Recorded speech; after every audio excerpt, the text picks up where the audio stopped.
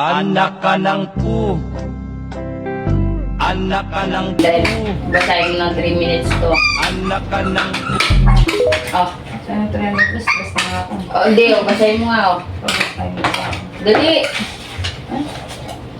Basahin mo nga.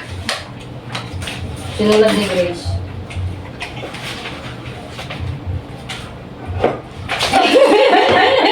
Ay, damo!